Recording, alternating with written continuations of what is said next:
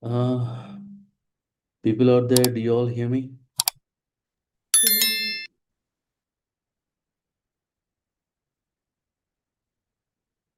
Let me Yes, adjust the Arvind.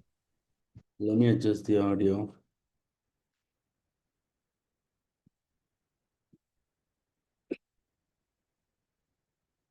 Okay, perfect.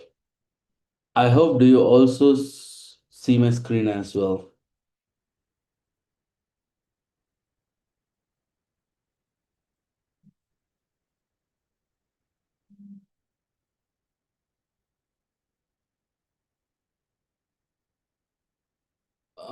Just would like to confirm, do you all see my screen as well?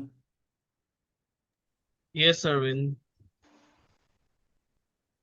All right. So welcome to the new module of the course. So this is the course that we are, planning to introduce with us some experts, and you guys are the first. And I would say this is the kind of a demo session that we are kind of conducting. So before I proceed further, I would like to set up some expectations, and also I would like to provide some of the points that you need to consider.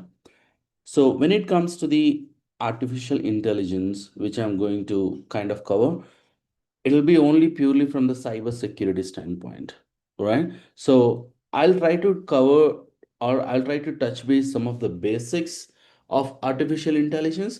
But again, I'm not an expert. I'm not an certified artificial engineer or AI engineer to take you all into the core in depths of the technology. So I would like to set you all that expectation. So we'll only be touching the basics of artificial intelligence.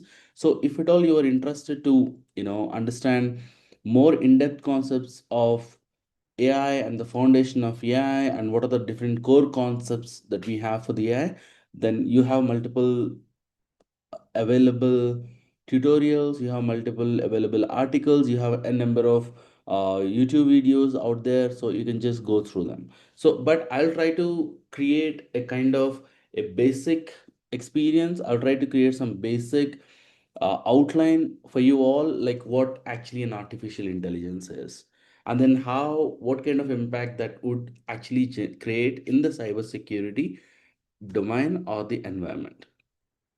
So I just want to make that clear estimation expectation, so that we both will be on the same page. All right, with that being said, again, it is a completely a new domain, and you are the first people to go through. So I don't have any timelines that I have set, like how many hours we're going to take this and how long we're going to continue with this entire workshop. So we don't have any that particular timeline that we set yet. However, I'll try to go very, very, very slow, so that you all understand me what I'm speaking, and you all understand what are the concepts that we are actually going through. So those are the little disclaimers that I have from my side. So with that being said, let's quickly dive into our agenda. So as you could see this on the screen, I have divided the agenda into two types. One is theory based, another one is hands on, like what we actually get to explore.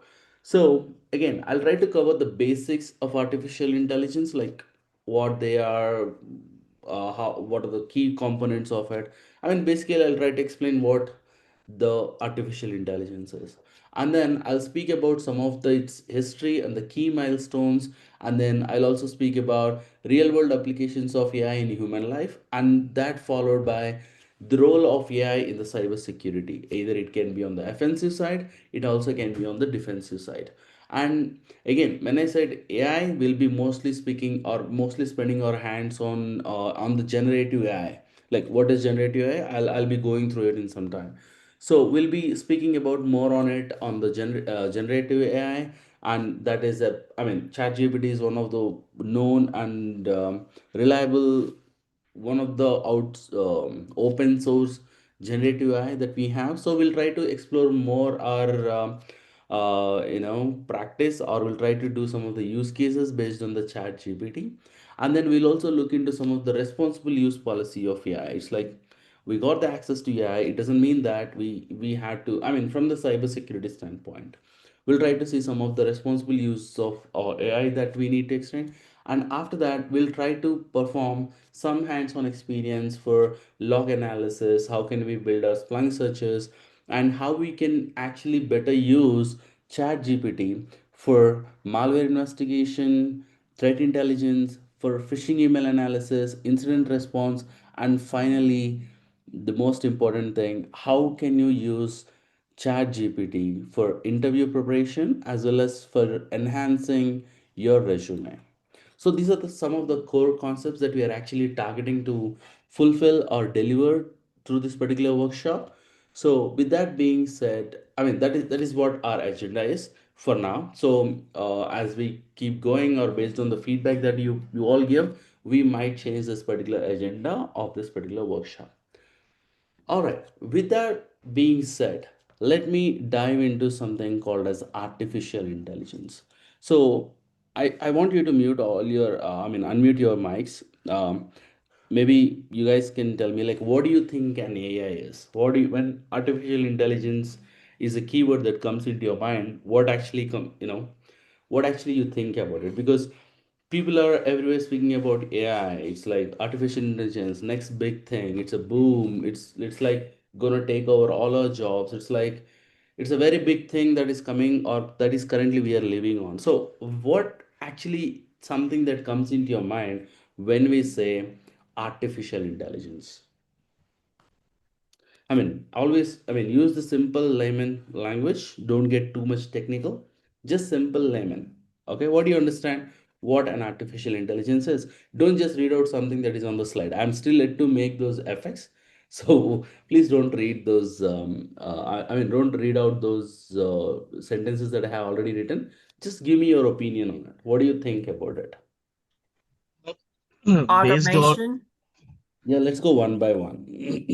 based on given past data Mhm. somewhere in our system, not system in something that we have given our past data. Based on that, what we find, what we are trying to look out, this is that it gives some kind of result which is very close to accurate. So that is something artificial intelligence. Fair enough. But again, I asked you to use layman examples. You went little technical. That's fine. Okay, so what I want to search, it can give me the answer like Google encyclopedia kind of thing. But for that, you have browsers, search engines. But why an AI? Interactive. Even browsers are also interactive. So again, when I say AI, all your thoughts are going towards ChatGPT. I mean, kind of whatever the kind of ChatGPT kind of tools that you have. But think out of it. So, Mohammed, I see your response. Computer generate solutions in lesser time compared to human efforts. That is one of the key points, I would say. But would you like to add up anything to that? Automation. I Um, mean, self-learning and help reduce our work or ease our work, maybe. Something that I can consider.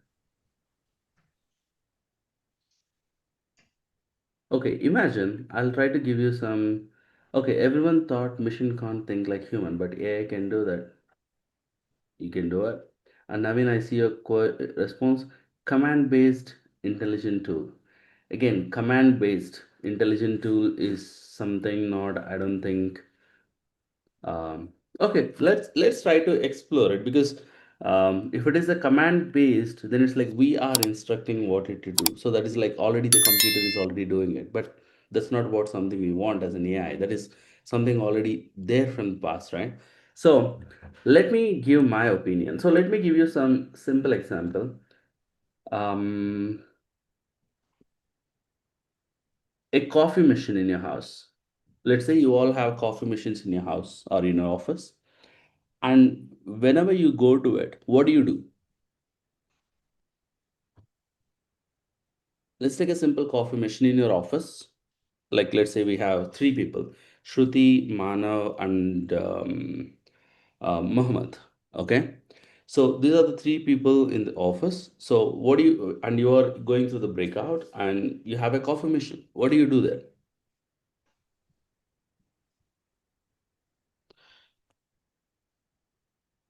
We'll have coffee. No, I mean, what's the process you will have the coffee? Will you just say to the machine, hey, I need a coffee?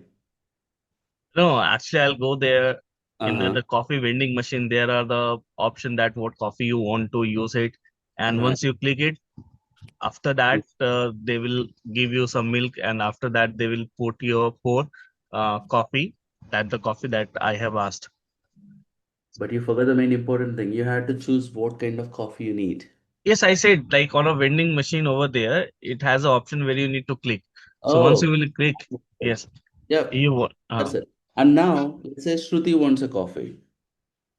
She also wants to follow the same process, right? Let's say you might like espresso. She might going with latte. And now we have Muhammad. He has to go with his own choice, right?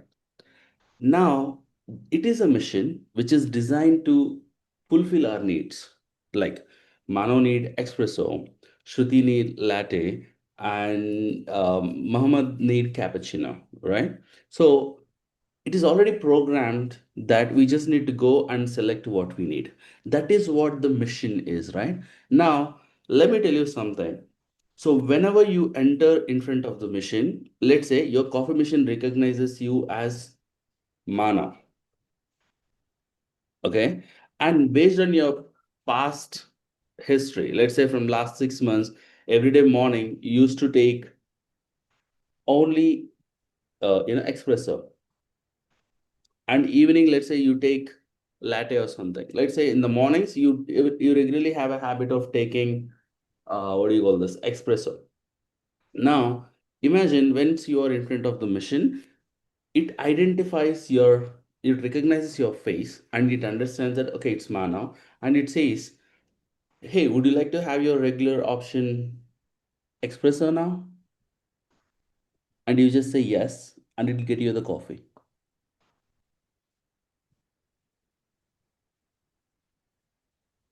You're getting my point?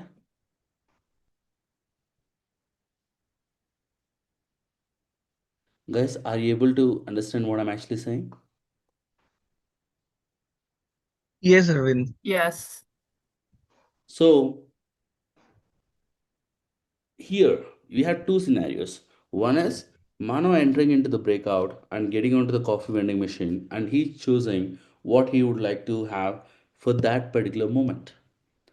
And imagine the same thing, AI powered coffee machine, which actually saves what Mano's preference was, like what he was actually, you know, taking in the past, and he recognizes who is in front of that particular machine, and they will give you some options like, hey, this is what you usually would like to choose, and would you like to have the same now? Which means that the coffee machine is getting some intelligence about the people around it, like via face recognition or maybe speech recognition based on the voice. And also it is having some historical data in it where it can actually, understand your preferences based on the time frame. You're getting my point? And it can give you, I mean, it can predict what you can actually order. You got a point? Right. So that is what artificial intelligence is. Now you got the clear difference. A mission which is running on the commands, like on the scripts, like run this, step one, go to this, step two, add milk, step three, crush coffee, step four, add steam, step five, just pour it onto the cup. But some AI powered coffee machines will do the same thing, but it will maintain, it'll have some memory. It will I understand who is actually sitting, I mean, standing in front of you, what kind of preferences that they already choose in the past based on the trends, and they'll try to come up with some prediction that, okay, is this something that you would like to have as a regular option? That is what we call it. That is what the difference of artificial intelligence with normal machine. So to simply put, if a mission, I mean, if you want to read it as a terminology or the statement, as I wrote it here, artificial intelligence is a technology that enables computers and machines to simulate and perform the tasks that are typically require a human intelligence. Like, imagine it is a, I mean, instead of in the place of a coffee machine, you were in the breakout and you were into a actual tea vendor, and I mean, you went to him like more than, I mean, like 1 year you are like you go to the same kind of tea vendor. And what happens after 1 year when you go to that vendor? He will be kind of getting some interaction with you, right? Will that particular person will treat you as a stranger? Will he at least greet you, right? You're getting my point? If it is a coffee machine which is in the breakout area where you like use for almost 1 year, will not even recognize you. But if it is the same coffee vendor, I mean, let's say chai wala, he will understand you, right? He will kind of greet you because he's a human being. He will kind of actually predict like what you're gonna order at that particular point in time. And giving that intelligence to the machine is something called as artificial intelligence. So to simply put, human intelligence that is executed by machines is something called as artificial intelligence. Do you all got the point? I thought coffee example would be very easy for you all to relate and then understand it easily. Do you all got? I mean, have you all understood the point? What I'm actually saying? What is the difference between normal computing and the artificial intelligence, or computing that is powered by the artificial intelligence? Like you may come across some questions like how do they do it? Like now, Arvind is saying it will come and understand the face recognition, it'll understand the speech recognition, it will go and do the history, I mean, it will check the history and come up with the prediction, and it will do the reasoning, and it will do the it will choose the one of the option, like, I mean, decision making. How does all this happens? Is it something that we just speaking about something future? No, this is something that is happening at present. Like now let's see how an actually AI works, right? Now the second question is, how do you think the AI works? So here I'm not going to go in depth about the functionalities of AI, but I'll just slightly touch base in the same coffee machine as an example. So do you all know big data? I mean, data science, right? So what happens is the coffee machine, which is powered by AI, will store the kind of data, well, like the people who gonna come and kind of order, I mean, choose their preferences on a timely basis, and they'll just store everything in their repository.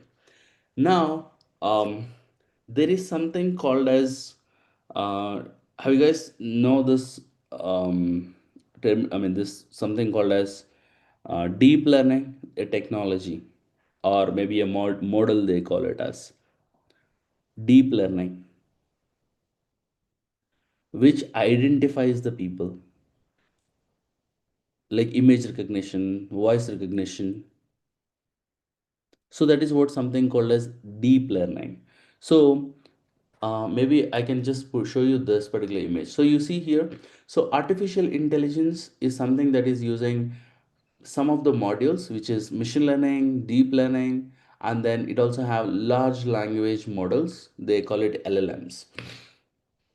So I mean, if you are curious about all these technologies or these modules, how they actually work, you can go through most of the internets that are available, I mean, most of the videos or articles that are available on the internet, because this course is not majorly focused on explaining you what or how the artificial intelligence works. It's about how or what is the role of AI in the cybersecurity domain, how an AI can be useful for a SOC analyst. That is what our main intention of this workshop is. So again, I mean, how machine learning works, how deep learning works, how image recognition works. Uh, I mean, that is something that you just go through this particular technologies or modules. You will try to easily understand how they actually do it. So with this, all this using this particular modules, or I would say technologies, your machine. I mean, if I want to give you the same example and then try to explain you. So whenever you are in front of the machine, by taking a picture and doing some layered analysis, that is what like CNN networking, I mean CNN layer network they call it. So again, in the deep learning there are multiple techniques. Even in the machine learning there are multiple techniques. So you just need to go through it and understand how they actually work. So with the deep learning they will try to understand, or they try to recognize the picture. Okay, like who is this particular person is. And like you all know the CC cameras, right, which will identify a human being, a dog, a cat, and they do it using the technology something called as deep learning. So it uses maybe deep learning including the neurotechnology. So based on those technology it will identify your face, and also it will register like who you are and what your preference is. And machine learning will store all the data, and it will process your data and will try to understand the patterns, like at what time what kind of preference you are having, at what time what kind of coffee that you are actually preferring. So those kind of things are judgment. I mean, machine learning will is something that is like major sub part of artificial intelligence, which will take most of the decisions. So with all these combinations, your coffee machine will be able to understand like whom actually it is serving, and what kind of preference that it can actually have.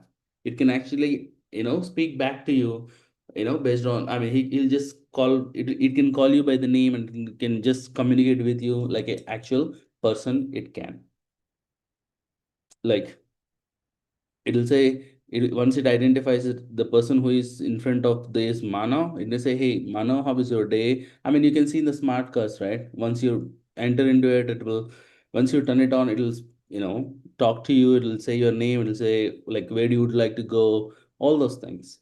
So that is simply how it works. So you can just Google it and then you can understand clearly like how these technologies works. But this is what actually behind the artificial intelligence is. So that is how actually the artificial intelligence actually work. Now, the benefits of AI. So what are the key benefits of AI? Like why, what kind of benefits that we can have with the AI? Can anyone help me out with this? The thing is like usually one of the complex and the complex things which is sometimes which is dangerous from the human end that can be executed by AI. Exactly. It makes your task simpler. Yeah, like spacewalk or space like I mean like the main reason the AI was Let's try to founded is let's try. repairing of international space station or some kind of like finding the minerals in the deeper part of the earth or the place where human life can be threatened or checking like like or the investigate deep investigation of things like under the ocean bed. So these are the things AI can do that. Like simply put, minimizing the risk that has, I mean, minimizing the risk of human life, Robotic surgeries. dangerous jobs. Like example, bomb disposals, mining, like you said, space exploration, those kind of things. So let's go one by one and then try to understand like what are some of the benefits of AI. Like Shruti said, automation of task. So there will be few repetitive tasks that we actually do in our houses where we don't use no intelligence. Maybe you can use some intelligence, but it's like pretty very low or very less technology, I mean, kind of intelligence that you use, where you had to do it like repetitively. Like let's say you were in the manufacturing industry. Example, if you take fruit grading is one of an option, right? So fruit grading is something that you don't need too much of intelligence for it as a human brain. You can just train your AI to understand what kind of sizes to go into what kind of thing, and how to, the fruit grading, right? So how they actually do it? So it's simply put, it's for most usually, I mean, mostly it can be used for automating the task and then reduce the human errors. So when a human performs something, there are pretty good chances that you can actually do the mistakes. So example, if I ask you to write an email, there'll be like n number of ways that you all write, and at least I can at least find one grammatical error or at least one kind of error that we all make, right? But when it comes to the systems, when it comes to the AI, it will not be doing those particular errors. And the next big thing is it is faster, and they are like data driven decisions. So like as I said, they're so fast because they make the complex things to work in a simpler form, and they're mostly driven with data decisions. They go only with previous data, so their decisions are like not just based on the emotions. Their decisions are not based on the situations.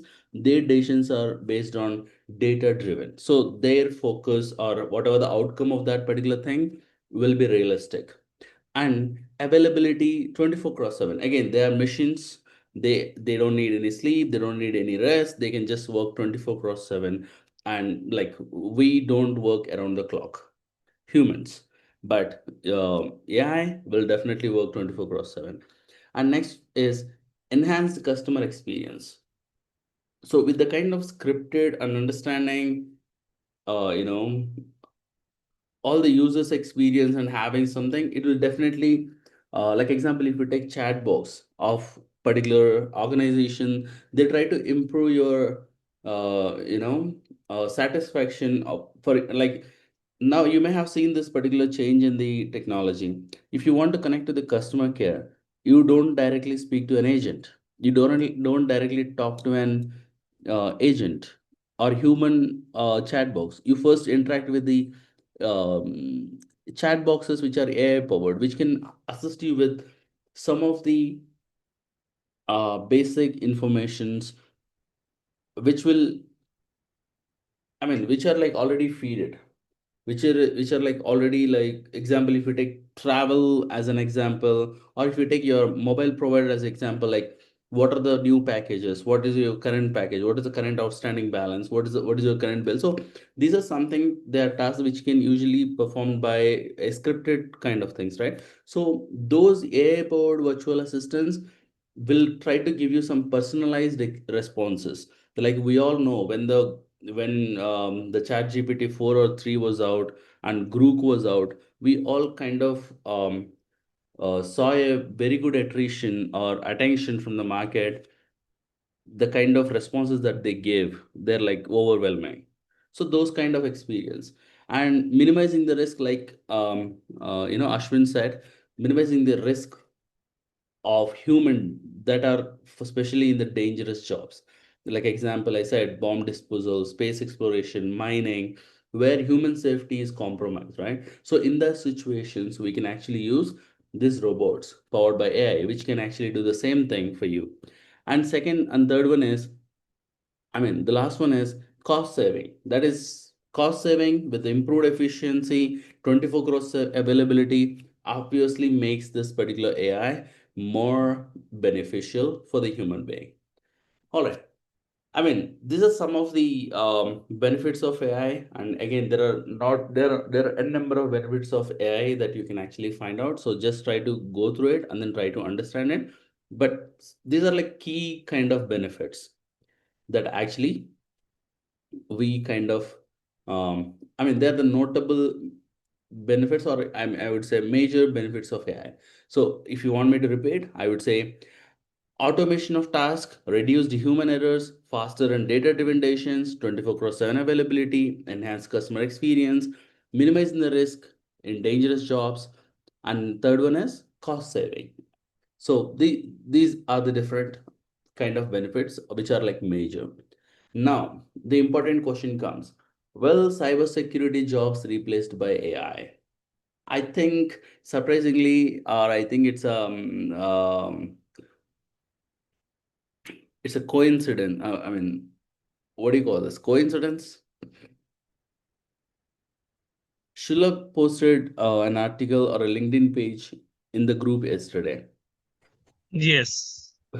I feel like coincidence. I was about to cover that particular thing, like, which is good. That article or the LinkedIn page explained it very well. I hope you all have gone through it to understand whether we will be replaced by AIs.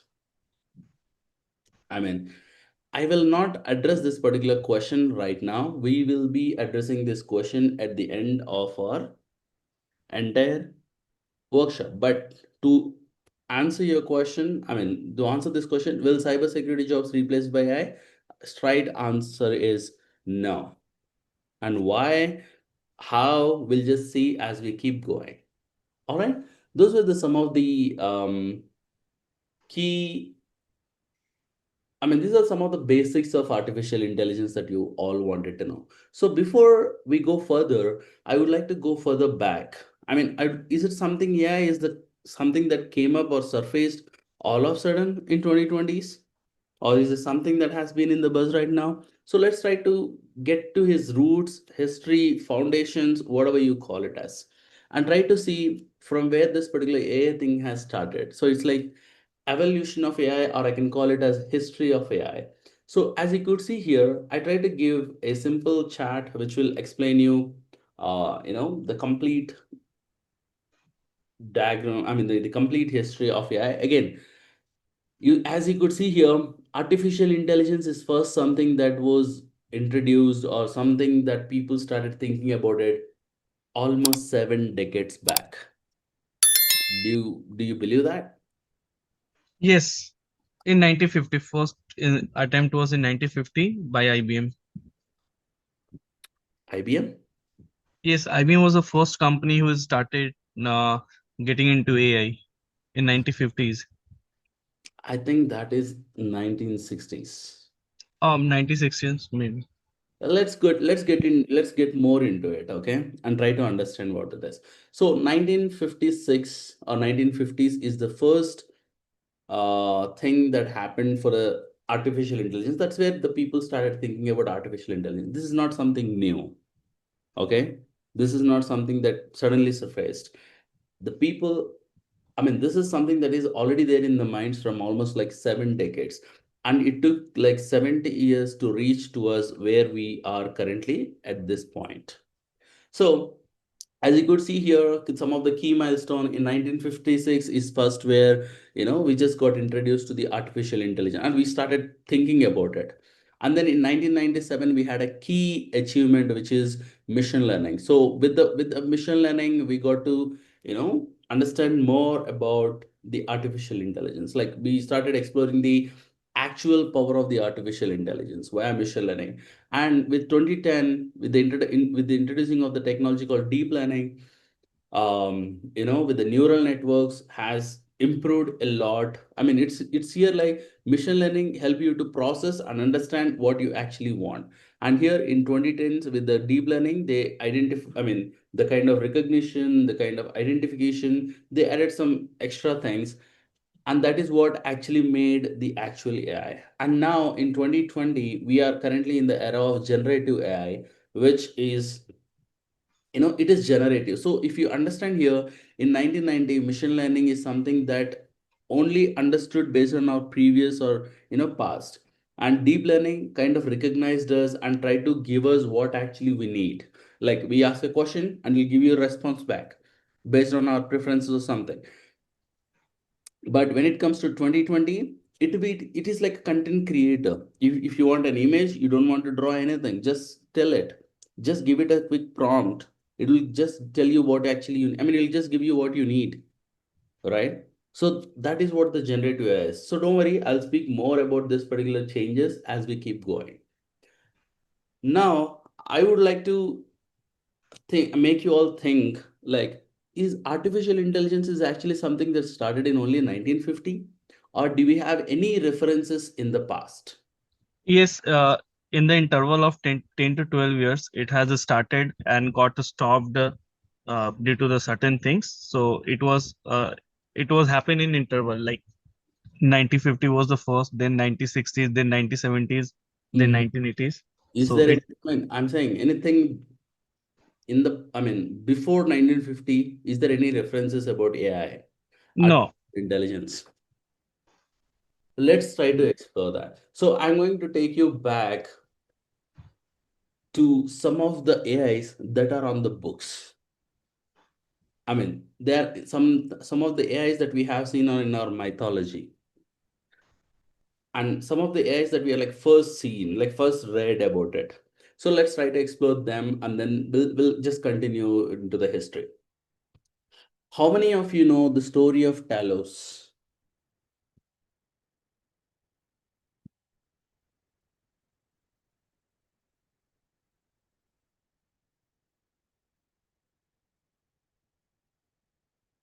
So, okay, let me cover it. Story of Talos is something that is based on Greek mythology. Okay, so Talos was a giant bronze automation kind of a mission. I mean, human, not a human, it's like a robot.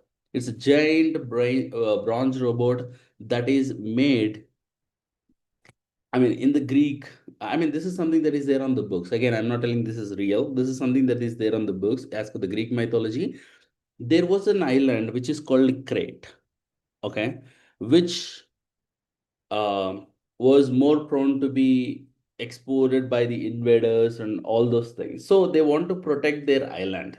So what they did is, it is, I mean, when I say an island, it is of 650 miles or bigger than that. So it's not a small island. So what they did is, uh, I'm not sure about the name of the person who designed it, but let me check.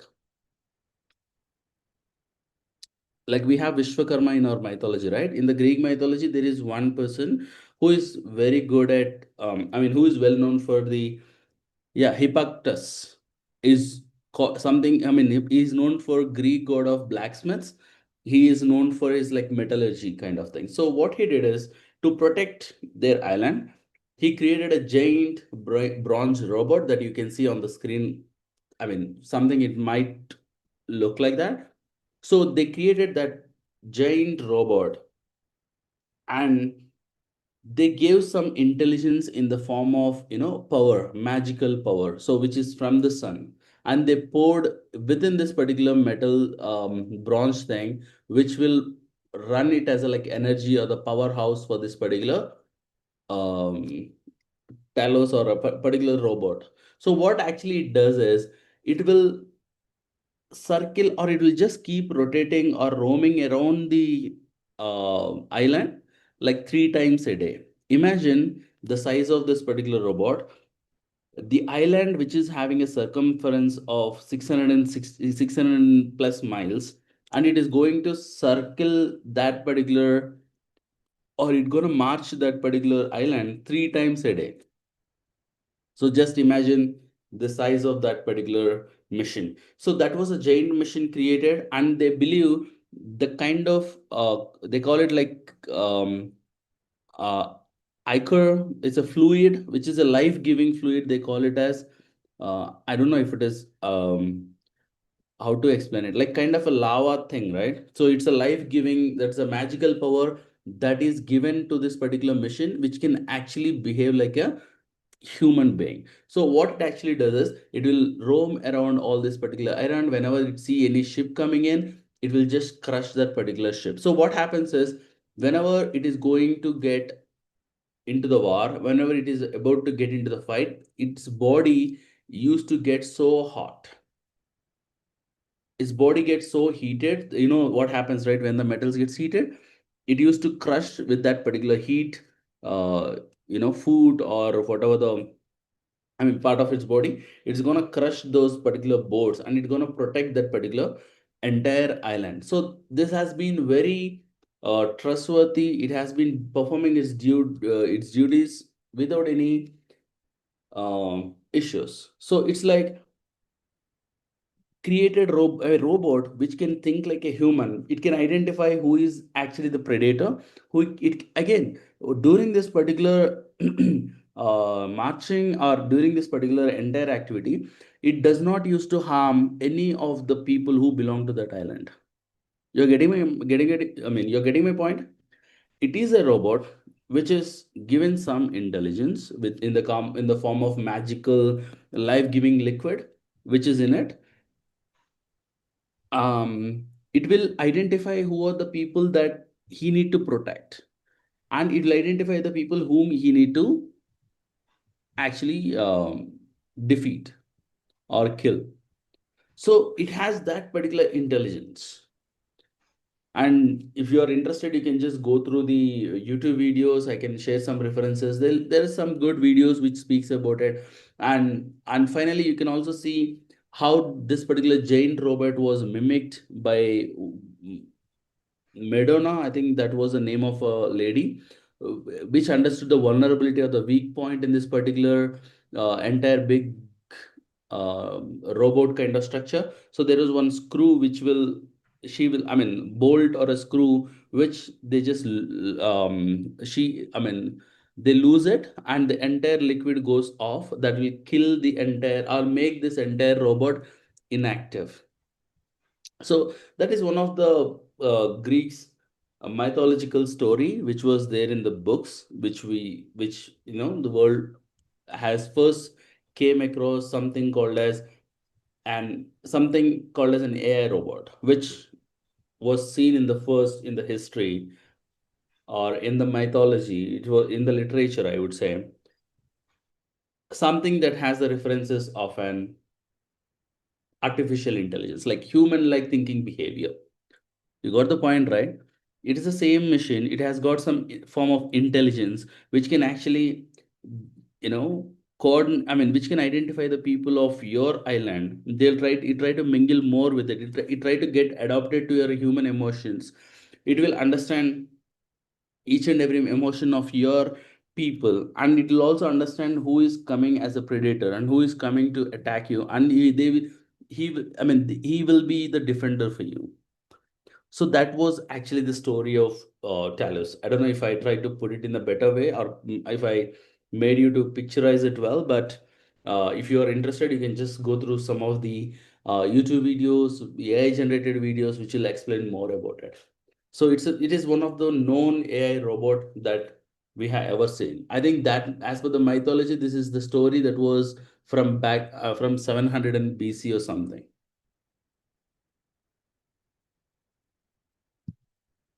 Okay, now is it the only reference that we have when it comes to the technology, or do we have any other references? So let's try to understand some of the references that we have in our uh, you know in the Hindu mythology. So I took only one reference here. Do you all know this Pushpaka Viman? Yeah. Yes. I mean, there is nowhere, I mean, there's no strong evidences that say it is one can be the references for artificial intelligence. But I would say the references that I'm going to take now is kind of my opinion that they are way more than the artificial intelligence. But I mean, like, I think You when can you have, come across that one, so that is a kind of a, I mean, like, more of a, those people used to possess some kind of energy or any kind of, which is not even like AI. It is about like how to get energy from the nature. That is how they used to. I mean, like, I that is think what, but still, it's a machine, right? mm, So, it's Pushpaka Viman actually not a machine. I then mean, what? like, it's a kind of. It was designed by this one Vishwakarma for Kubera. That's why I know, which was been Okay, taken by Ravana. let me explain it more. So if I had to explain you Pushpaka Viman, it is, I mean, this is what my concept is. It is a form of a city, or it can be a huge structure. It is like um a huge spaceship, to simply put, which actually can operate like based on the person who is the commander of in charge. Like there is no engine, there is nothing, there is no any other things. It can fly on its own. It can just work based on the brain power of the commander. Like when it is with Kubera, like you said, it works as it just worked for him. When it is again stole by Ravana, it worked for Ravana. And when it is again gifted to Lord Rama, it worked for Rama. It's like somebody no need to drive it. Once who is someone can control this particular giant structure, this entire particular spaceship with their brain power, which I feel it is like the more beyond the AI, which may be the future. I mean, have you heard of this Elon Musk, something that is coming, he's coming up with integration of artificial intelligence within the human. Neuralink. Yes, that chip, Neuralink, right? Like Neuralink. But you I think it will they not be, I say you think, don't need to implemented. they say you don't need to, control something. Your eyes can control it. You don't need to use, I mean, that kind of thing is what we have in our, Hindu kind of mythology. Like example, we have seen in our mythology like arrows, right? They Right. change the form in the transit, right? Based on the opposite. You have seen in the movies, right? If it is a snake, it will be like another form. It will be like if it is a, I mean, you know that, right? When they kind of leave, I mean, throw the arrow, it will just be in the usual form. But in the transit, it takes another form. You know where the target, it can change the target too in between. So there are a lot of things that what we have it in the past about the usage of artificial intelligence. I mean, this is something what I found everywhere when it comes to the first reference. But I feel even in our Hindu mythology there are a lot of references that can actually replicate the use of artificial intelligence. Right? Okay, this is what about the mythology, and this is what in the past or somewhere in the literature or the books with the references. Like nobody's seen it, nobody know what, I mean, whether they exist or not. Now let's come to the reality. The first thing is about the beginning, like the start in 1950, like how it actually started. Maybe what we can do is we can take a quick break. It is 9:50. I'll see, I mean, sorry, 8:50, and I see you all at 9:50, and then we'll start with the history of AI. Is it fine for you all? Yes, sir. Sure, sir, no problem. All right. So till date, I mean, till now, I'm just speaking the words and I'm just speaking something. Are you all able to relate with me? What I'm trying to convey? Yes, sir. Everybody? Yeah, I'm just trying to give some basic idea of like what an artificial intelligence is, so that you all understand from the layman standpoint. All right, I see you all at 9 a.m. So I see your response, Anand. It means that AI is a kind of software that learns from the data to act similarly and help out. Exactly, that is what the AI is. It is just a software, piece of software. It will try to understand based on your preferences, like what do you need, and it'll try to come up with some decision making, like problem solving, those kind of thing. And I see your response, Venkat. I mean, it refers to a simulation of human intelligence. You have seen it. That's what it is. All right. I see you all in just 10 minutes.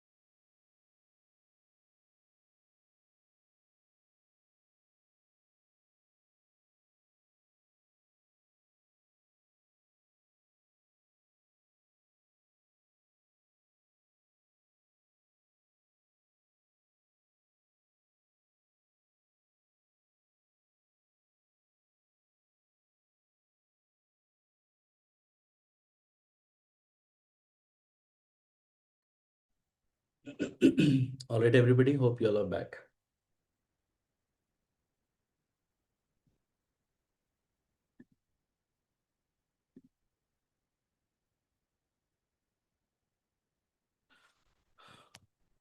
Do you all hear me? Yes, sir. Yes, sir. You also see the screen, right? Yeah. All right, so let's go back to the history and try to understand how this particular AI has evolved. So as you see in the first chart right here, we said it is from 1950, right? So let's go back to 1950 and try to understand what actually happened in 1950. So do you all know who is Alan Turing is? If not, just Google it right now.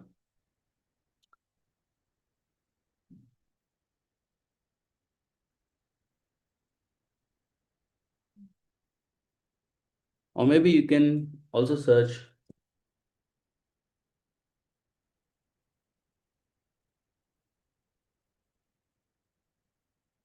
for like who is the father of computer. I think it's Charles Babbage, right? Charles Babbage. You will find two names there. Okay. So this guy is also. So Alan Turing is known to be father of modern computer science and theoretical computing. So what happened is in 1950, Alan Turing published his seminal paper, which has first reference of something called as intelligence. That is was the first reference that was actually brought it up, like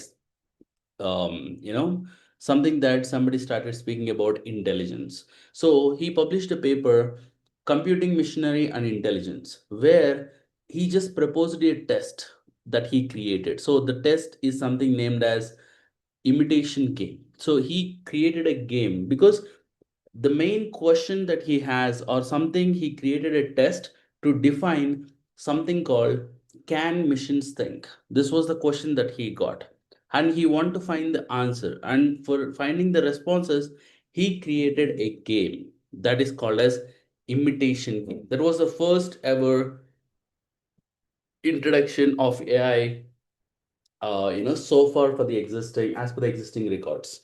So Alan Turing, the father of computer science, got a question that can humans think? Sorry, can machines think like human? And if yes, how can they actually, decide whether it is whether they can think or not? So that is what he came up with, some test that is called as Turing test, or initially that is referred as imitation game, and eventually that is named after his name, that is called Turing test. So you can find so many articles about Turing test, like what it is, but I'll try to give you some basic understanding of it. Okay. Even after this, if you feel like you're like interested to understand more about the Turing game, or Turing test or imitation game, you can actually do your research, and you can just try to go more about it. So the question that he got is, can machines think like human? That is what his question is, and he want to find out whether yes or no. And how he can do it, that is what he invented a game that is called as imitation game. So how it actually happens is, it'll have three participants. In the participant A is the computer, and participant B, or the player B, is the human, and participant C is the questionnaire, or you can call it as an interrogator.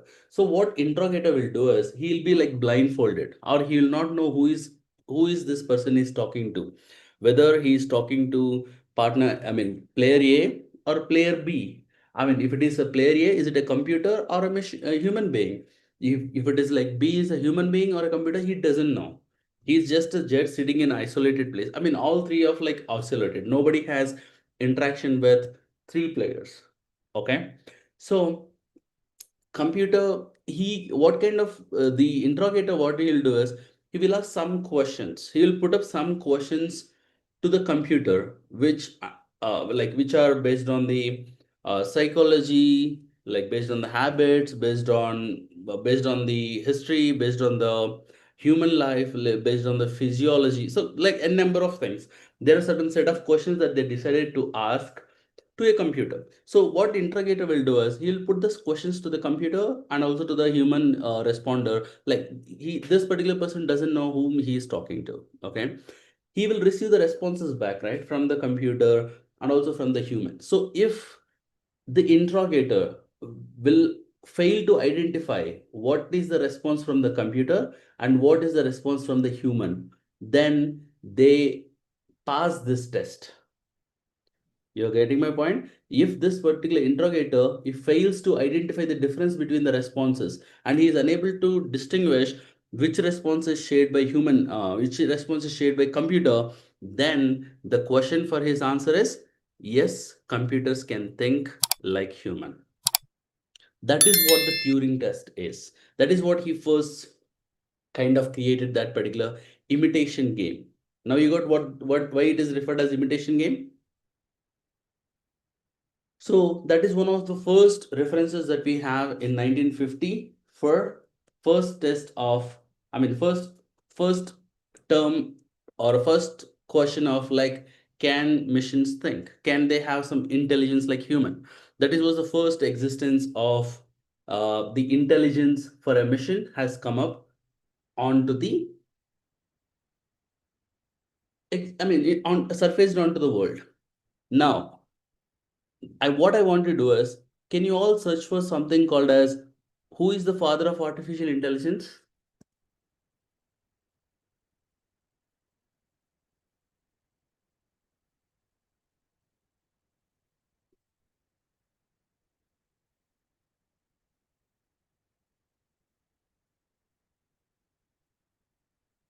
It's John McAfee. Right.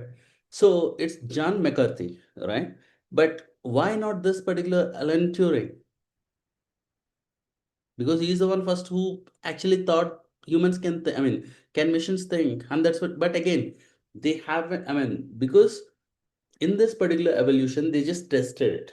They haven't given any evidences or they haven't given any work, they haven't given any process like how a machine can think. I mean, they haven't identified anything something called as artificial intelligence. There is no word that is existing till 1950 about the artificial intelligence. It is just intelligence. They named it as intelligence, and they just identified whether machines can think like human being or not, whether machines can have intelligence or not. They haven't identified the exact terminology as artificial intelligence.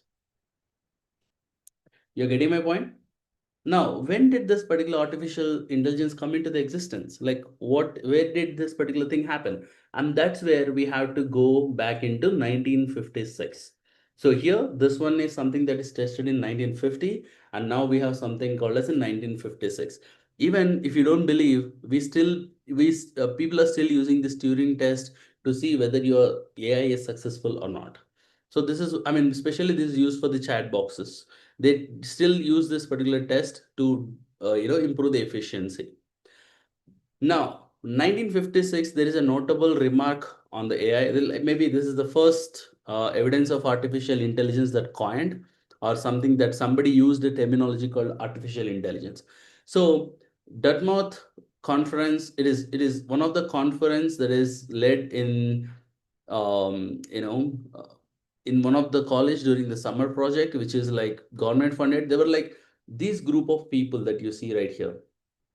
Okay, this group of people met on a summer conference, and they started thinking about, or they started delivering some of the uh, critical inputs about artificial intelligence. And you see the first person right here, this person is John McCarthy, and he is Marvin Winsky, and he is Shannon. So these are, I mean, he is specialist in neuroscience and technology. And he, I mean, John McCarthy, we all know he's a great mathematician, and Winsky is again a great mathematician. These three people sit together, I mean, including with all these people, but they made the notable contributions in this particular conference. So that's where John McCarthy first introduced the terminology called as, I mean, he is the one who led this particular conference, who actually, arranged this conference and gathered the people for that particular summit. So that is what they referred it as. That's why John McCarthy is the one who actually brought it up, the terminology of artificial intelligence. So that's why you see John McCarthy as the father of artificial intelligence, but not Alan Turing. You got the point? So what happened in this 1956 summer campus? They were all the scientists sitting in this particular room and they're like having the discussions.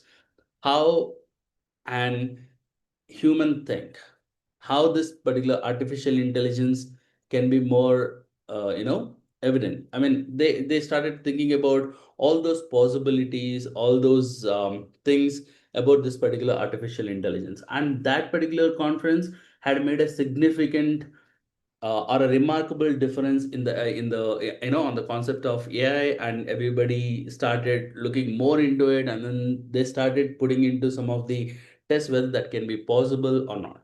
That's where the actual seed for the AI or the artificial intelligence has initiated. That's why they call it as, that is where the first seed was sown for the artificial intelligence, is in Dartmouth conference in 1956.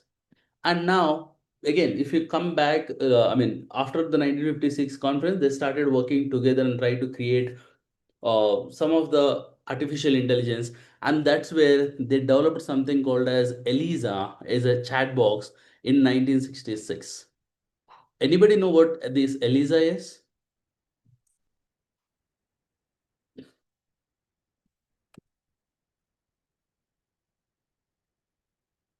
Anybody heard of it?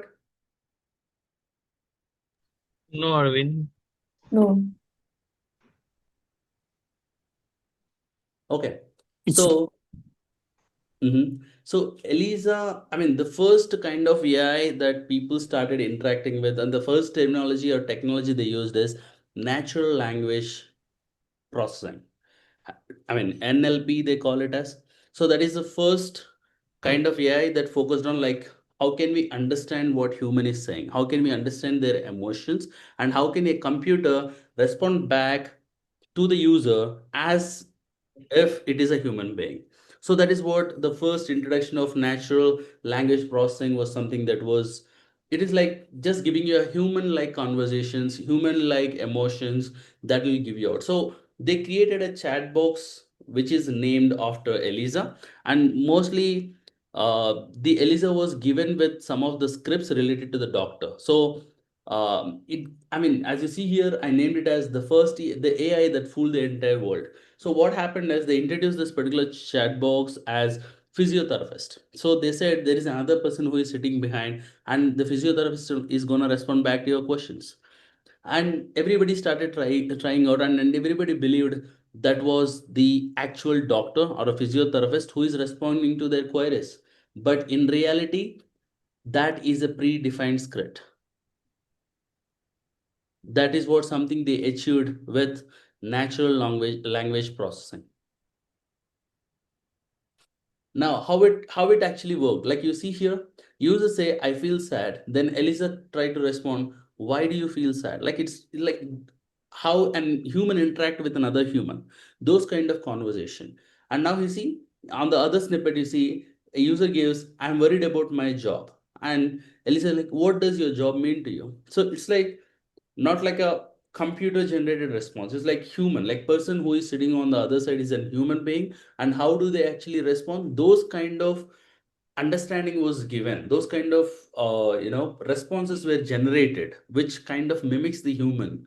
That is what the first AI chat box that was introduced, and that kind of fooled the entire world. They just thought they're speaking to an actual physiotherapist, but actually it's not. So you can read more stories about Elisa on the internet. You will find it more interesting, and there are so many examples of it. The conversations, screenshots, and everything.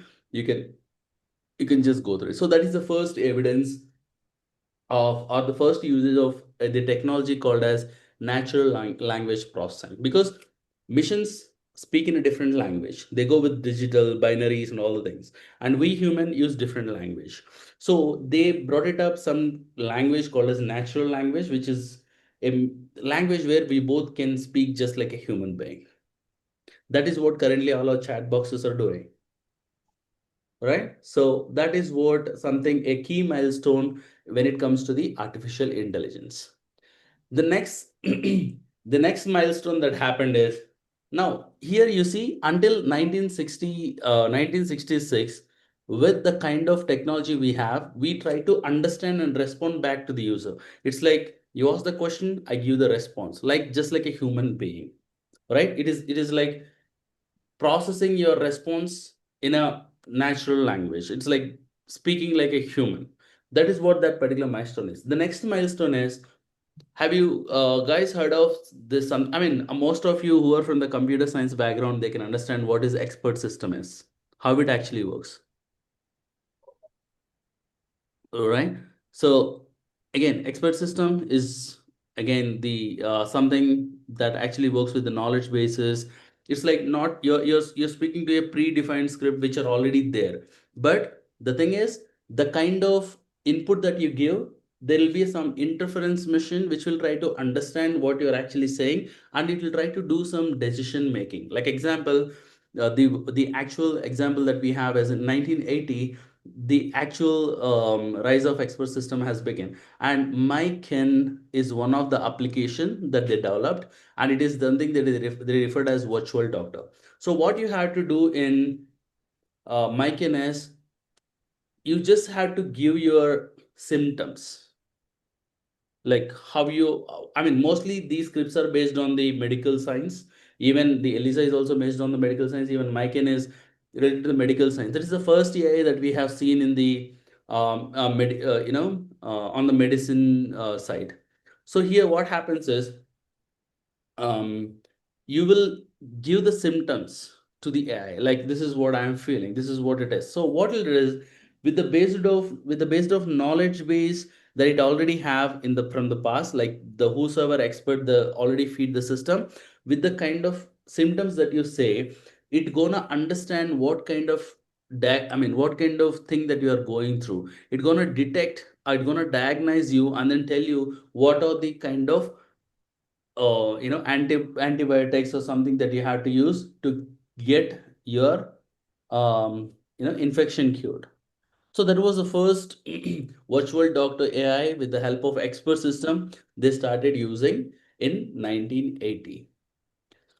And again, this was the first one that introduced, and after that there are n number of systems that came up using with the use of artificial with the use of expert systems. Yeah, Mano, I see your hand raised. Go on. I have one question. Like, whenever we go for any test or any evaluation, revolution, or any creation, we Mhm. go for a very large sample. So, can you back? Sorry for my thought. Can you back to one more that Elisa slide? Okay. What was the time? It was in 1966 when it was discovered. So, at that point of time, was internet was available to every people in US? You just Google it and let me know. For the every people, for the general people. Not really. Not really. So how can they say that, okay, they have made it, but I mean, what was the source, like how they tested it? It need to be have the very large sample so that they can prove it. Most of the colleges, medical industries, right? No, Post I think Karan, like, see, like, initial internet. the reason why they created is because at that time I think there was like most of the population doesn't have an access to the internet. It was only made to cater the elite class of the society in the US, who was Again, having access to the internet as well as all the amenities. I mean, Anyway, I don't take most that of much of time on that. Arvind, you can go to the slide because I got my answer because it is not available for everyone. It is a matter of research. So we can go to the next slide. you said what it is, micro? A matter of research. Okay, okay, I get it. Because if I ask one question and if you answered me, so basis of one or two sample, I cannot make it available for the large people, or I can say that okay, this is the answer, right? So See, at least you need to have a I'll tell you, 95%. I'll tell you one thing. Let's say it depends on, see, you should always understand how many people you're testing. total amount of people, and then kind of positive responses and negative responses, right? Example, we as a SIM experts, I as a Arvind as a trainer, I'm available for only for your set of people, right now.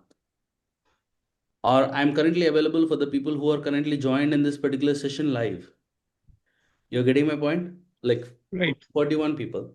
Now, if I want to ask you all whether am I, how I'm going to take the feedback on the current session, will I worry about the people who haven't attended the session, or will I just only care with the responses that I receive from you people?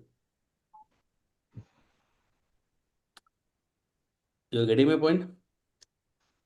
Though we Right. have like 100 and plus people in this session, currently the active people that joined today's session is 40 or 40 plus. Now, if I want to take the feedback on here in this session and to see if I'm going okay, or if I want to go slow, if I want to go fast, if I want to be more technical, if I want to stop, cut the theory, will I take the feedback from this 40 people, or will I also be more worried about those other people who are not part of this?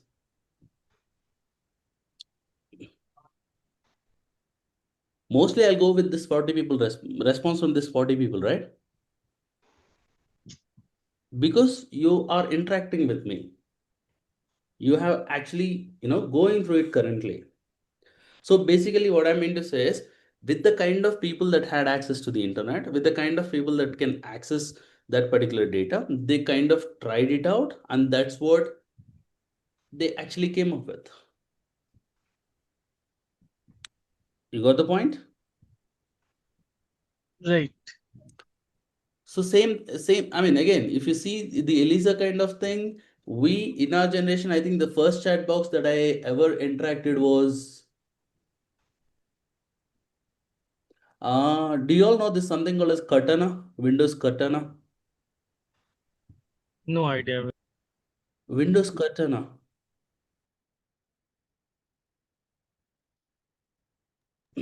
Yes, Arvind. I have idea. This is the Cortana, no? It's like Yeah, a Siri yeah, type. like Siri, What like voice in the Windows. That assistant? is something I think they came up with from Windows 8. Just So like a voice assistant. right. I mean, it'll try to understand what you're speaking. It'll try to, do the searches with your voice commands. That was the first kind of NPL that I came across. So it depends like where we are and what kind of access we have.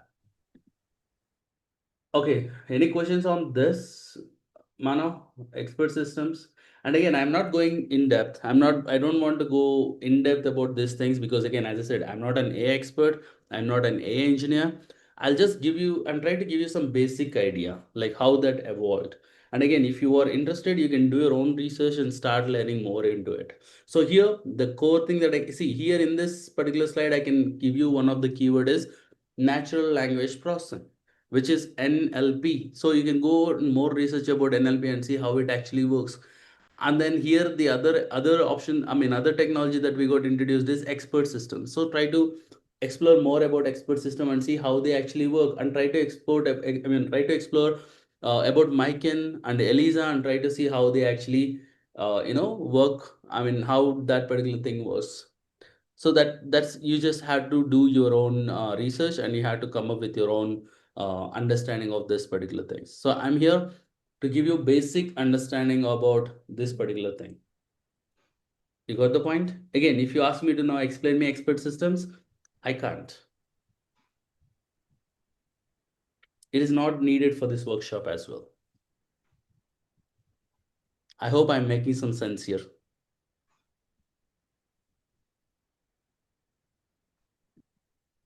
All right. The next remarkable milestone after 1980 is 1997. I think, Mano, this is something that you're referring. IBM Deep Blue. Right. This is in 1997. So IBM Deep Blue is the first introduction for machine learning. So IBM started focusing more on the machine learning, and that's where they created a supercomputer based on machine learning, and that is what they named it as Deep Blue. And this Deep Blue has this supercomputer, you look right here, this is one of the replica of it. So this was a supercomputer that was fed with more machine learning and decision making algorithms for the chess. And this particular super machine bet one of the world champion, Kasparov. I don't know the exactly. I think in 1997, he is the world champion of chess. And this Deep Blue machine, a computer or a supercomputer, has defeated him. He's a world champion for chess in 1997. That is a remarkable milestone for IBM. I mean, that's where entire world shocked or got introduced about the machine learning, and that's where everybody started getting the importance of machine learning in artificial intelligence. So if you understand carefully, you can understand how technologies are evolving from year to year, ages to ages. Now here in 1966, it's NLP, natural language processing. It's just like understanding what it is and just giving you the responses. And it's like creating a communication mechanism between humans and machines. And next one is in 1980, expert system. Here, with understanding our inputs, it is also able to take the decisions. Like if it is so and so symptoms based on the input, it will think and it will say, okay, this is what the problem is. It is giving you some of the recommendations. It is giving you some of the action items. That is based on its thinking. That is what the expert system is.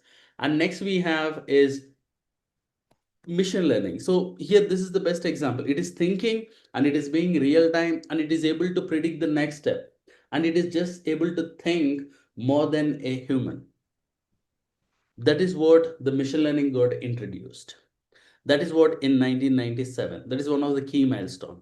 And the next milestone that we have is deep learning. So as I said, deep learning is kind of that work with AlexNet, or you can say CNN architectures. So you can go more about deep learning. It's a huge concept. It is like more of speech recognition, image recognition, biometric recognition. So there are n number of things within the deep learning. So here you can see if it is a cat, this is going to be the input and it is going to do some layer kind of approach, and it will try to understand whether it's a cat or a dog. It will try to identify what it actually is.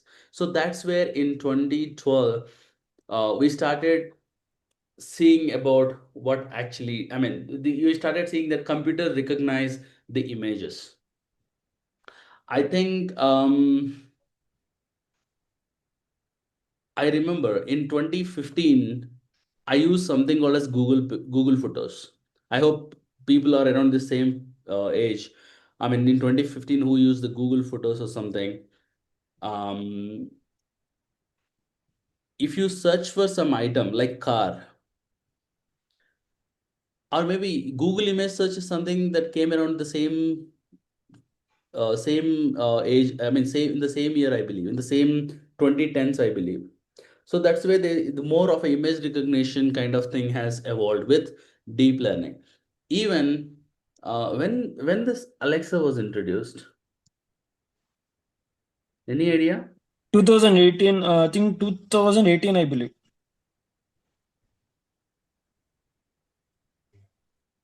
Let me check. 2018 or 2019? 2014. Sure. In 2014, November 6th.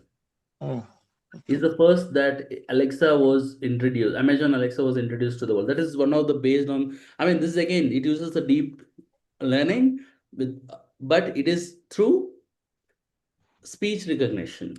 Like it'll try to understand the words. Like if you say play a song from so and so song, it'll take the keywords like play and then song. It'll try to run the code and it'll try to get you the song to that particular playlist. That is how it usually works. So that is what something that we have seen the other evolution in 2010s. I just keep it. So it can be like 2012, 2014 and Alexa, and Google Photos and Google Image Search in 2016, I believe.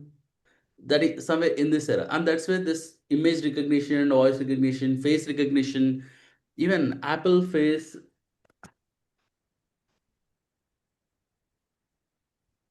I think in with iPhone 10, right, they started face recognition. I guess 10 hours. In 10 or 10 or this, Apple introduced his Face ID in 2017. So in 20, I mean, like if you want me to put in 2010s, there has been a drastic use of deep learning, and we have seen how world got used to it and how we started using that, adopting that particular technology. So that is one of the remarkable, evolution in the AI industry. And next, in 2020s, now we are in the generative AI. So here, if you see until here, it is able to understand, it is able to predict, and it is able to, classify the things. It is able to tell you or differentiate the things. It's like it can understand what is around it. But the generative AI is, it can create the content. It can create the original content just with the prompt. Like let's say if you want to create a video, animated video, just give the prompt.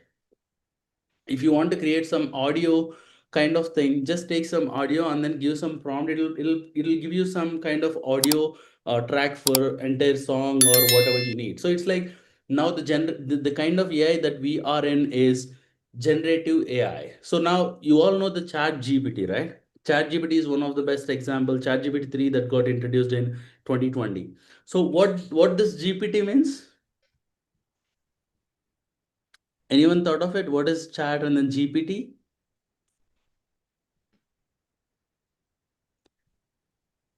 GPT stands for Generative Pre-trained Transformer. You see this here? And chat, how you actually use it? Via chat. You give a prompt and then it will give you a pre-trained, like it's already trained with all the data. It is already, brought it up to the tuning level or something. It will provide you some of the output with the kind of data that you actually give. So that is what the actual chat GPT is. So we'll try to understand more about chat GPT and everything, or generative AI, as we keep going in our lectures, maybe in tomorrow's session. Well, that is what, that is how the evolution of the AI has begun from all the way till 1950 till 2020. Currently the right now we are in the more advanced generative AI, and they call it like Optum. I don't understand. I don't remember the exact terminology. That is what currently we are going towards. Optic agent of quantum computing, something. That is what we are currently going through. So that is the history of artificial intelligence. I would like to take a quick pause here and see if anybody has any questions.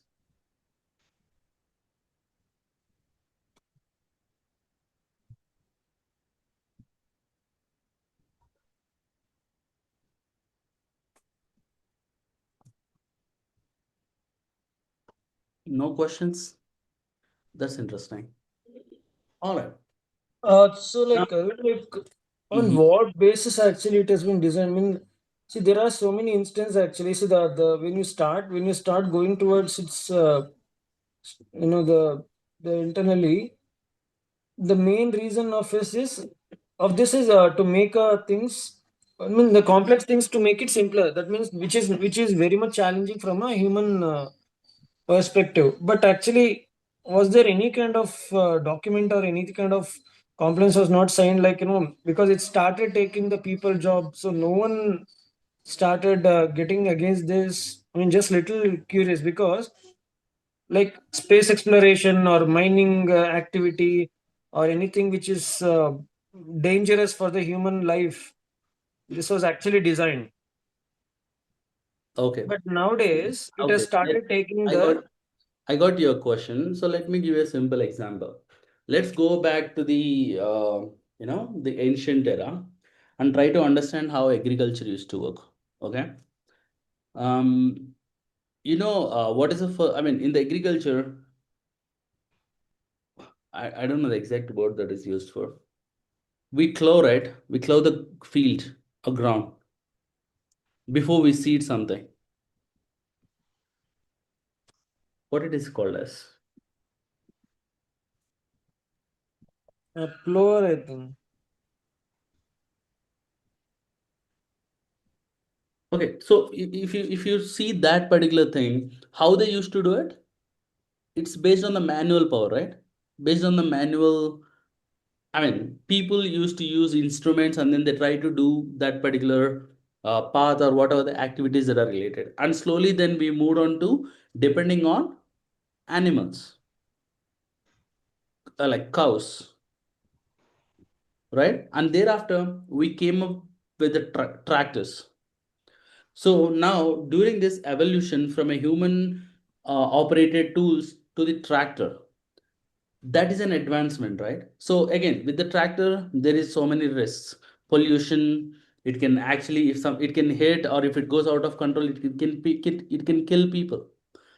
But has that stopped the evolution?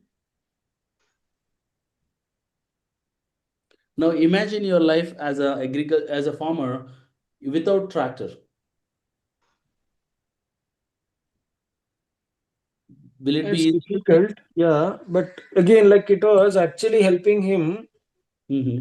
Now Uh, here the AI is helping us. Again, it's not here to replace us. It's here to work with us. It is here to, kind of share the load with us. It is here to, boost your skill set. It is here to enhance your whatever the work that you do. It is here to just assist you in your daily tasks. I mean, simply put, that is what it is here for. It's not, again, there is a fact it will take some kind of jobs, basically like coding. Like it will also take some of the jobs, like teaching. Now you might not be see me, I mean, you might see a chat box which is feeding with all these slides and it can speak on my behalf. There is no need of me in future as well. So again, will that limit your, I mean, it'll put all the jobs in danger. The next thing is I'll explore more opportunities. I'll use this particular entire power or a skill set on developing something else. So it's like the phase of transition that we all have gone through in the I mean, our generations, past generation has gone through it, and we are currently going through this, which is kind of tough transition. But again, that is here to bring the best. Again, from the cybersecurity standpoint, think this: more exposure for the machines, more power for the machines to think. Will it improve the attack surface? Now every machine need to have the internet. Earlier, does your washing machine need Wi-Fi? no, Does your home refrigerator or uh, air conditioner need an Wi-Fi? no, Does your TV need a Wi-Fi? no. I mean, like now Yes. I mean, in the now, past, not now. In the past. now it repairs everything. Now every home application in your house, I mean, now every good application in your house is somewhere connected to the internet, which means that the attack surface is increasing. When the attack surface is increased, there is more chances for attacks. And eventually, if the attacks are more, then you need more security professionals. You need more defenders. You're getting my point? That Yeah, like Arvind, I think you're telling in the like I mean you're telling in the only like field of cybersecurity. So what about like the other fields like similar ways that happens. because I'm if here to in speak from the cybersecurity standpoint. correct like cybersecurity maybe or may not be like I can agree, but in other way like like tech support or L1 like some kind of jobs or any kind of I mean nowadays recently I just heard a news actually in Volvo they are replacing almost what is that 15,000 people workspace like work force with the some 600 machines which is going to do the work of them which I is mean, using the AI. I see positives in it and I also see negatives in it. Now imagine those workforces are building into something new, not sitting on the repetitive task. See, that is a problem, like Arvind, the main reason, once they have been given work, so these people will be removed from a job. But again, if they removed from the job, will they just sit idle? Will not they find another that job? is again a different perspective. They'll find another job, right? They'll get another skill set. That is what we all are here for. That is the main reason of continuous learning. That is what the behavior of human intelligence is. We are always keen to learning.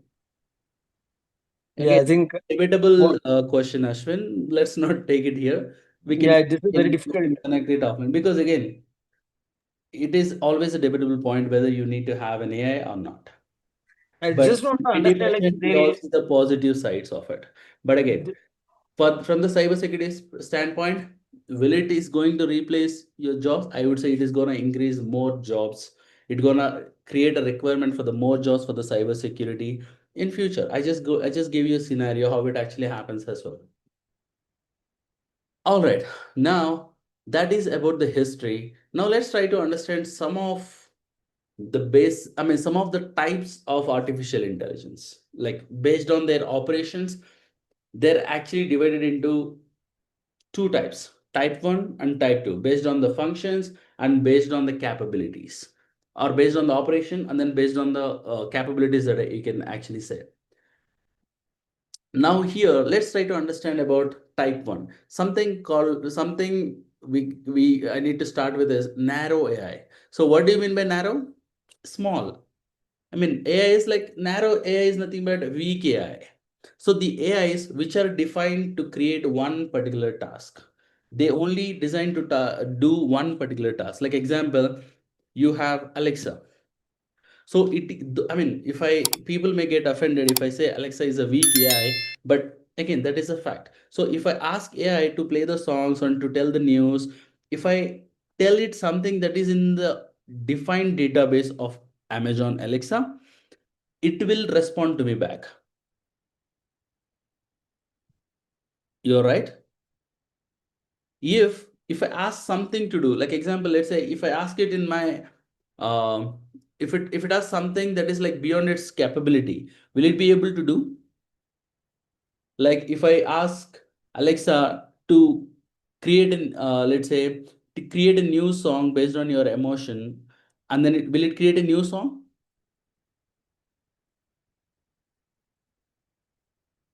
Have you ever tried that? Okay, I mean, will your Amazon Alexa will be able to create its song on its own? No. But it will only what it is told to do. It can only play what is in database, right? You can just integrate with Spotify or other music apps. It will just play what are the songs that are actually there in it. If you want to create a new song, if you want to create a new lyrics, will Alexa do it? No, I mean, what I mean to say is Alexa still has those boundaries. Like all the chat boxes that we have, everything falls under narrow AI. I mean, simply put, this is the AI which is scheduled to operate for one functionality or a defined functionality is something called as narrow AI. And next that we have is generative AI. So it is generative AI. It will generate the content. It will just not, I mean, what narrow AI is doing is it is just publishing what the data is already there. It will just put the data that is already there in the database. It will not create something new. But generative AI is example is Chat GPT. So I think in the recent movie, which is Coolie, have you guys heard of this movie name?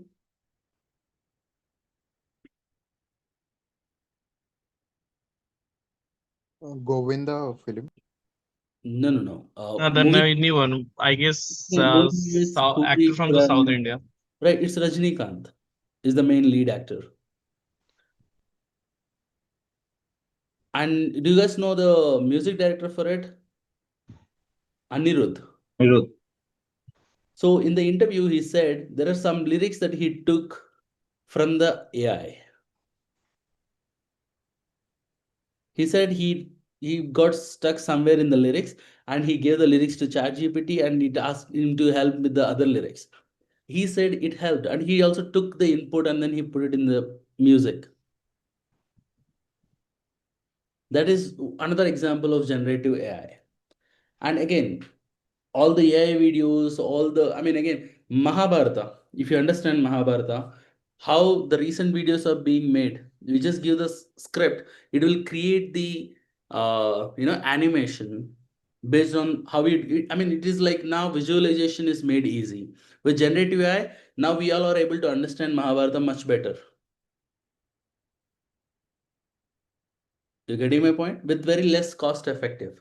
If imagine if somebody want to do a screenplay of the same story of Mahabharata, it'll like cost in crores, right? But where it with generative AI, you will get an animated video with no cost, with no money, or I mean with very less financial burden. That is what the generative AI is. And now, I mean, simple examples, narrow AI is Alexa, generative AI is your ChatGPT is an example, and strong AI. Strong AI is something way beyond what we are currently saying. That is just on the paper, not in the, it is like super brain that you can consider as super intelligence. So that is something that we have not seen yet. That is how the AIs are categorized based on their operations. Now, when it comes to the types, reactive.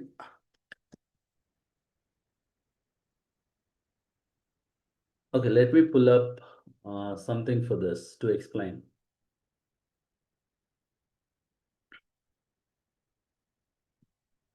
So here we have some, I mean, here you see the reactive machines is the first example. I mean, the first thing. So if I want to give the examples of it, I just spoke about something called as IBM Deep Blue.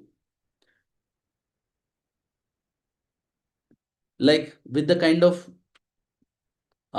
specific inputs, or with the kind of memory that is already stored, based on that, it will work. So reactive machine is with the kind of already existing data, with the kind of machine learning, with the kind of predefined programs, it will respond to it. That is what the reactive machine is. So IBM Deep Blue chess program is one of the keen example of it. It's like pre-programmed rules. It'll not think, or it will not perform anything out of its context.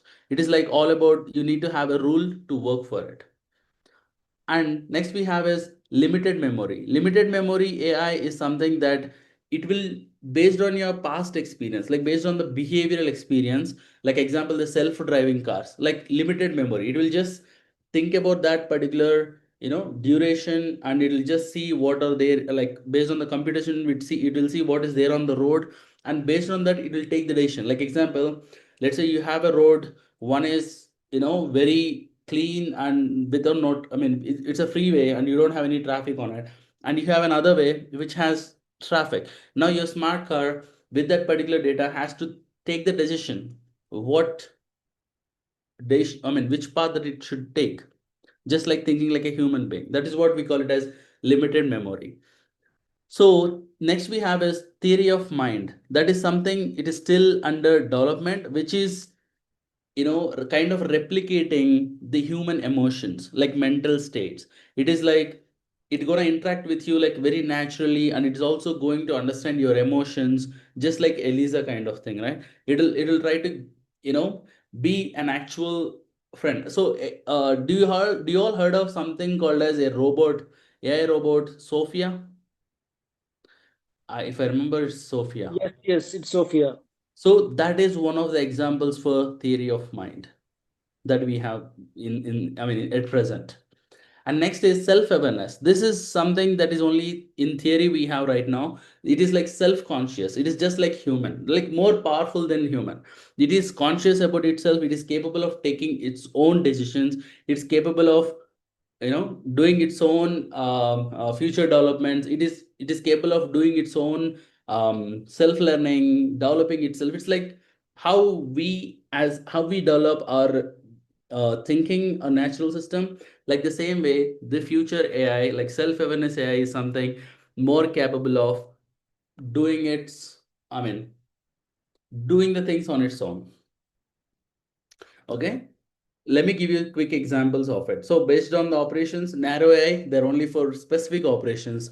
Generative AI for, I mean, you all know what I mean is, and strong AI, there's like way more powerful than it. And other type of is based on the capabilities, like relative machine, like based on the machine learning, like predefined rules which will say to it. And limited memory, it'll be able to take the decisions based on what it actually see. And computer vision is one of the best example for it, or self-driving cars are the best example for it. And theory of mind, Sophia, it's like try to behave or mimic. It's like the more advanced AI, it'll be just like you're speaking to a human being. It is like just the human being. And self-awareness is, it will not take previous data, it'll be like self-learning, it will be on its own. It is like more capable of understanding the environment, it is more capable of understanding the human emotions. It is like more, I mean, there's a word called, right, immortal. That is what the self-awareness AI is. I mean, again, that is theoretically available, we don't have that currently available in here, but in future you may expect to see. So these are the different type of artificial intelligence that are actually available in the market. Now, the important thing comes, I mean, I actually took one of the example to show you 50 everyday examples of AI, but I think time does not permit. So I'll just go through, I mean, we have 7 minutes. So I'll just go through the options that we have here. So we have the use of AI in Google Maps. I mean, you all know, like it will show you the, I mean, if it is a busy route, it will automatically reroute to some other route which is actually free. So our AI is used in your Google Maps, it is used in your cars or smart sensors, and even in the Netflix and YouTube, based on your references, based on your previous watch history, it is gonna recommend you some suggestions. I mean, I think you all know how it actually works. Like if you're like a guy who likes more action films, it will give you more suggestions towards those actions. Same like YouTube. So what you actually watch, based on the algorithm, it will push up those such kind of content onto your suggestion list. And you have email filters, which are like spam filters, automatically filters the spam detection. You have voice assistants, Alexa and Siri. You have phone cameras, like phone cameras, which is like automatic recognition. So you all seen the feature of iPhone 17, the front camera.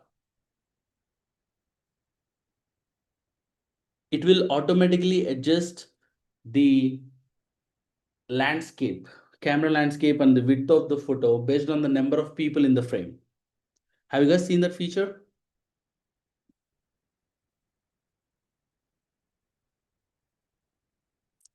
Like you don't need to manually zoom out, or do use a wide frame or something like that. It'll automatically do for you based on the number of people in the frame. So just, I mean, I kind of like that feature. And you do have Google Translate, you know how it works, and you have social media, like Instagram is the best example, and you have chat boxes in every organization, they are using it. So this is how, I mean, again, there are more than 50 applications that we are currently using the artificial intelligence in our day-to-day life, but these are like more known, or everything that we use every day, like voice assistant is like Siri, Alexa, those things. And chat boxes I mean, you have a number of things. Like for the examples of a chat box, every website they got their own chat box, every ISP has their own chat box. So these are some of the key applications of AI in everyday activity. So this is what my target was for this entire 2 hour session, to help you to understand the basics of AI, like to understand what is what an AI, just the basic level. So that's why we are more on the slides today. I think this is the first time I ever came up with a slide presentation, right, for your batch? Yes, Alvin. Okay, I don't know how you guys feel about it, but it's been a quite long time that I worked on the slides and created the slides. I think almost 4 years, after 4 years, I started presenting something on the slides.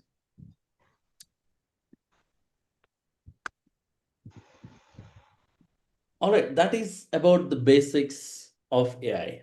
Like, what is it, how it works, what are the benefits of it, what is the history of it, from mythology to all the way to 2023, what are the different type of AI systems we have, and what are we currently going through. And we have seen some of the key milestones of the achievement of AI, I mean evolution of AIs. And we have seen some of the real world examples, like in where all the AI is mostly used. Now you got the picture?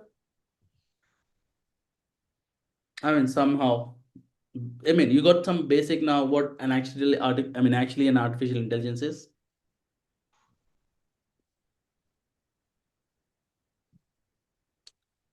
Yes, no.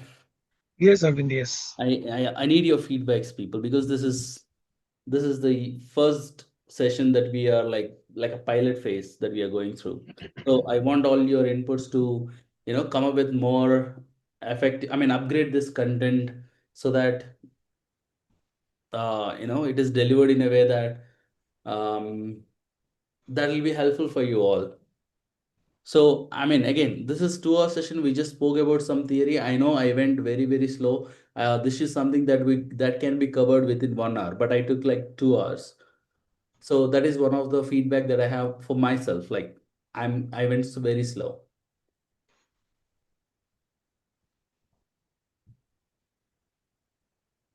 And yeah, this is it. So if you guys have any feedback on this particular slides or AI, especially basics, and again, I want to put the disclaimer again.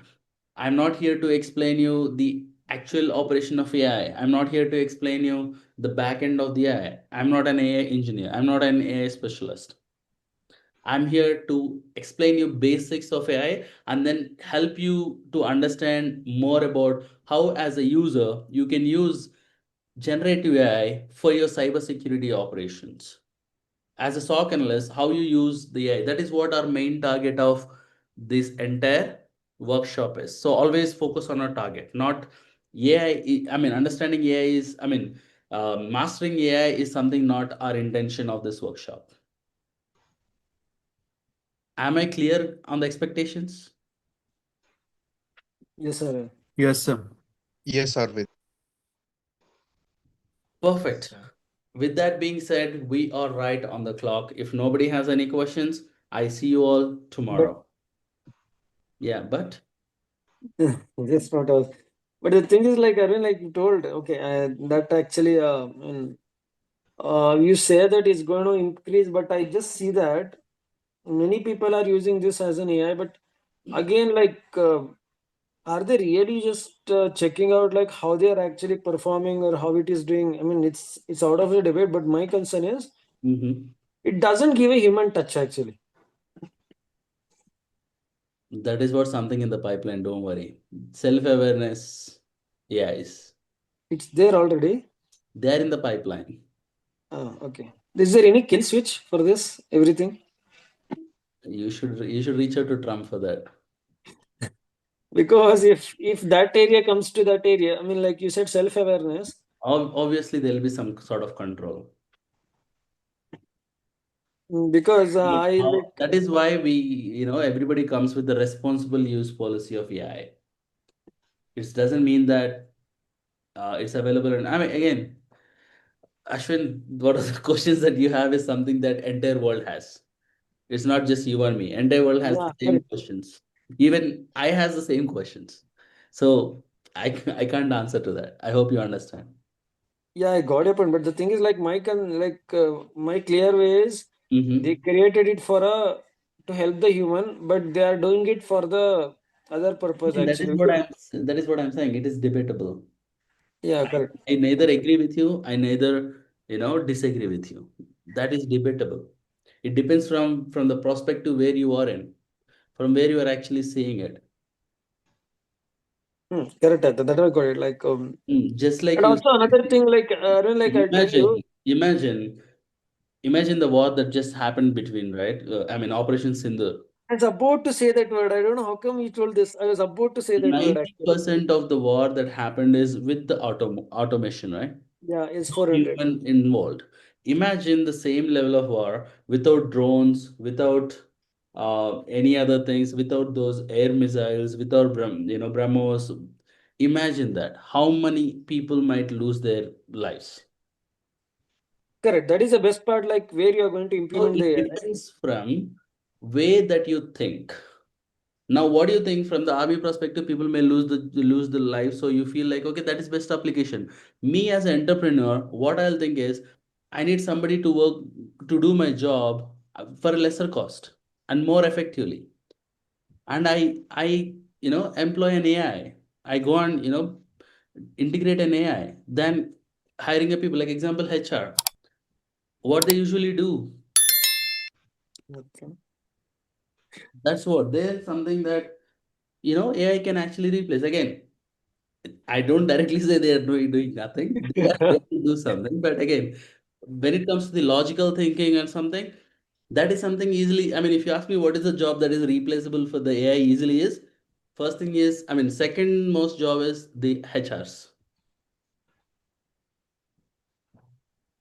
Good karma will come back anyway. All your tracking and all your things, I'm applying the policies and observing the policy violations.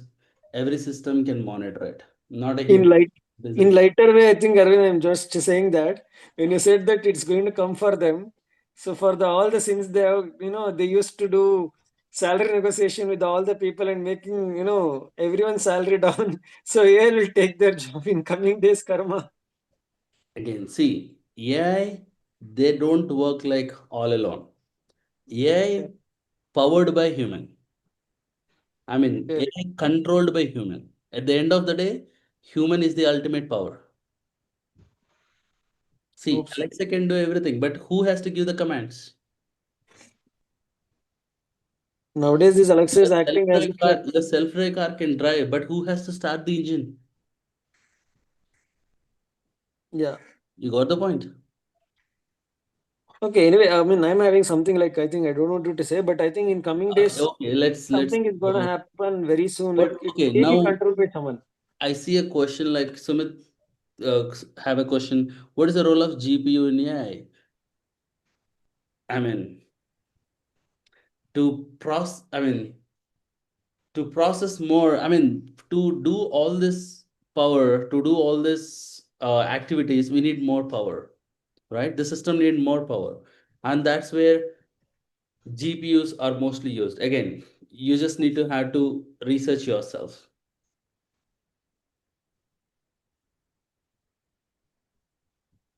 All right, so just try to focus from the cybersecurity standpoint. But again, GPU may be something that I'll see if I can actually gather some information about it because I haven't expected that question. We'll see if I can put some. I mean, again, as I said, we just spoke about software requirement, like technology requirements, but we haven't spoke about hardware requirements. So to process all this machine learning, deep learning, we just need more power, more hardware. That is where the GPUs comes into the picture. But again, like I just when you said like theory of mind, what I observed is when I was using the free version of ChatGPT, it the way on the answer of it was a completely different. But when I use a ChatGPT 5 version with the pay one paper mode version, Mm-hmm. the answer is different. And also, like I tried actually testing him, like that I just gave us some personal like Maybe, question. maybe this they already started thinking like human. Yeah, they already because it gave me such a clarity, If like you what are I a should paid, do. if you are a paid membership, then you are more valued. They'll treat you like a VIP. Correct. If you are on a free version, they're like, huh, let me know what you want me to do. And also they're having limitations. You cannot do No, more than six now. I'm just kidding. Again, it's on it's on their business model, right? So what kind of a level of, again, even in the chat GPT, there are different modules, three, four, five. So based on Five, the model you select, it's currently. going to change the responses. So it's all about their business. Again, if they give the advanced version for free, then there's no point or there's no people who are going to purchase it, right? So obviously there should be some, like example, the audio quality in Spotify. So if you're in the free version, you will just get a normal quality songs.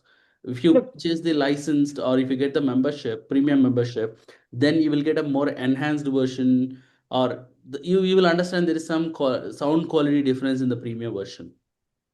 I don't know how no, like you notice coming to that, that, but I think when you said this, whatever the you said, like normal quality, they will not change any kind of data or any kind of audio. They'll kill the audience by sending by putting so much of ads. No, you'll go beg the no, no, borrow I'm anything not, and you'll I'm take the not, membership. I'm not talking about ads, Ashwin, but I don't know if you noticed or not. Try to notice it now. You can understand that difference if you use, like, more expensive headsets or something. When you hear it, you can understand the difference. There Okay, is I got your point. a lot of difference in the premium version, or when you go with with the normal version. Not sure, but GPT-5 is actually when it said about this one, like theory of mind, it's already doing that. Actually, I asked some few questions. For example, I don't wanted to go to the doctor. I just mentioned. I mean, the same kind of medicine the doctor has given, the same kind of thing which is prescribed here also. That is where it is using expert systems, because what doctor is going to prescribe is something that is already studied, that is already there in the books, right? Let Right, and also nowadays self there is an knowledge basis. application. I mean, explore more about expert systems. Mostly those expert systems will use those things. Like, already the knowledge base is already there.